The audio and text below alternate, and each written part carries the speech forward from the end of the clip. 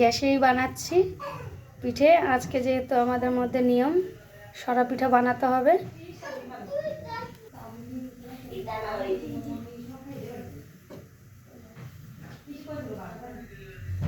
এটা কিন্তু খুবই ছোট্ট একটা সাজ আর ছোট্ট একটা বাটি, সাতটা এতটুকু পিঠে। এখানে সবাই খেয়েছে এই যে এইটুকুটুকু পিঠে, খুব ছোট একদম।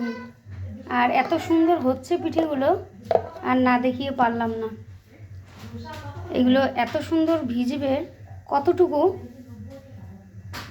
আর এখানে দুধ দিয়ে দুধ জাল করে ভিজিয়েছি, একদম নরম হয়ে গেছে। খুব গাঢ় করে দুধ জাল দিয়ে ভিজিয়েছি ভিজানো পিঠা।